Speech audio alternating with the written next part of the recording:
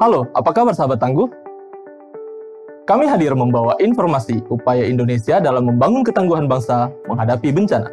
Disiarkan dari studio BNPB, inilah program Kilas Sepekan. Kita mulai dari berita pertama.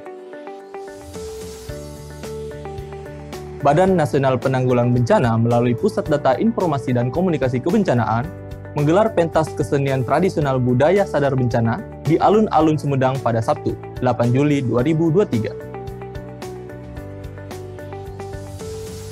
Budaya sadar bencana merupakan kegiatan prioritas nasional yang bertujuan untuk mengedukasi sekaligus menghibur serta membangun kesadaran terhadap kebencanaan di tengah masyarakat.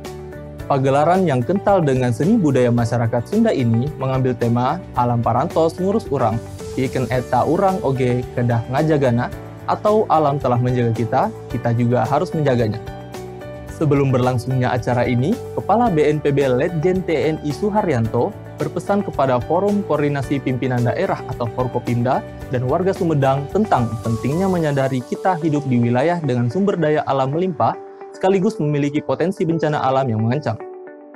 Suharyanto berharap acara ini bisa memberikan masyarakat Sumedang pengetahuan dan pemahaman sehingga sadar untuk mencegah potensi bahaya yang ada di sekitar.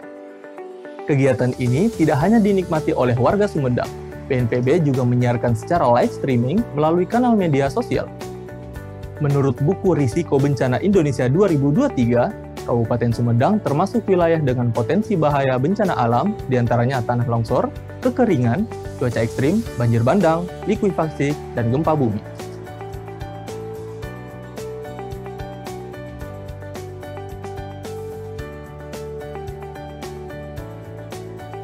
Masih dalam rangkaian kegiatan budaya sadar bencana di wilayah Sumedang, BNPB melalui Direktorat Pemulihan dan Peningkatan Sosial, Ekonomi, dan Sumber Daya Alam melakukan penanaman 1.000 bibit pohon di Desa Cihanjuang, Kabupaten Sumedang, Jawa Barat.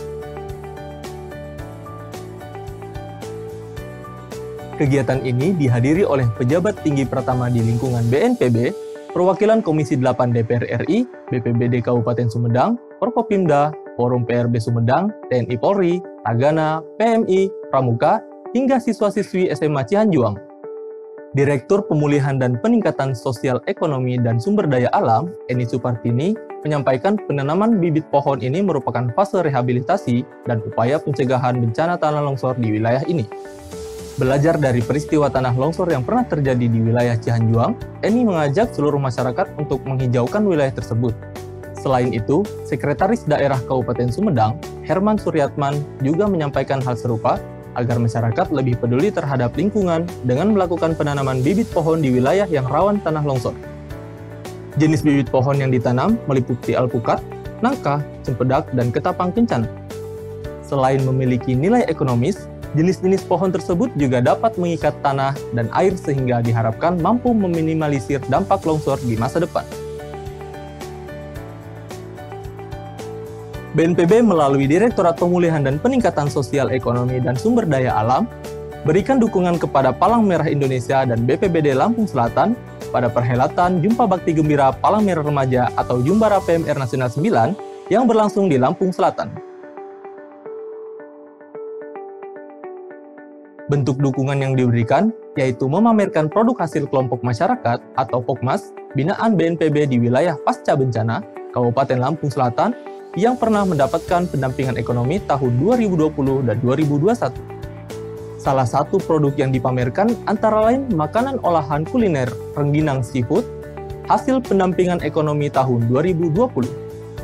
Selain itu, juga ditampilkan produk hasil POKMAS binaan BPBD Lampung Selatan bekerjasama dengan Paluma Nusantara dan Forum PRB Lampung Selatan. Dukungan lainnya menampilkan kesenian tari tradisional khas Lampung, yaitu Tari Muli Bekipas, dan Tari Bedana dari kelompok binaan pendampingan sosial BNPB tahun 2021 di panggung Youth Collaboration Jumbara 2023. Melalui program pendampingan ini, BNPB memberikan bantuan berupa stimulan alat dan bahan kepada kelompok masyarakat untuk memantik dan mendorong masyarakat agar aktivitas sosial dan ekonomi kembali normal serta lebih baik dari sebelum terjadi bencana. BNPB memperoleh opini wajar tanpa pengecualian atau WTP untuk laporan keuangan tahun 2022 dari Badan Pemeriksaan Keuangan RI pada Senin, 10 Juli. Kepala BNPB Letjen TNI Suharyanto menerima laporan hasil pemeriksaan atau LHP dari anggota 3 BPK, Profesor Dr. Ahsanul Kossasi. WTP ini merupakan pencapaian dari sisi akuntabilitas dan kinerja dalam penyelenggaraan penanggulangan bencana. Opini wajar tanpa pengecualian ini telah diraih BNPB sebanyak 12 kali berturut-turut sejak 2011. BNPB berkomitmen untuk mempertahankan opini WTP dengan menjaga akuntabilitas dan kinerja sehingga dapat memberikan pelayanan terbaik kepada masyarakat. Acara penyerahan LHP atas laporan keuangan tahun 2022 dihadiri seluruh kementerian atau lembaga dalam lingkup pemeriksaan AKN 3, sebanyak 34 kementerian atau lembaga mendapatkan WTP dan 1 lembaga mendapatkan opini WDP. BNPB melalui Pusat Data Informasi dan Komunikasi Kebencanaan menerima sebanyak 40 siswa kunjungan diorama dari SMA Dewi Sartika di Geraha BNPB pada Kamis, 13 Juli 2023. Kunjungan ini dilakukan sebagai bentuk edukasi terkait kebencanaan kepada para peserta, serta untuk memahami kebijakan pemerintah terkait dengan penanggulangan bencana di Indonesia. Pada kunjungan ini, siswa-siswi SMA Dewi Sartika berkesempatan untuk berkeliling diorama edukasi bencana di lantai 11 dan 12 Geraha BNPB.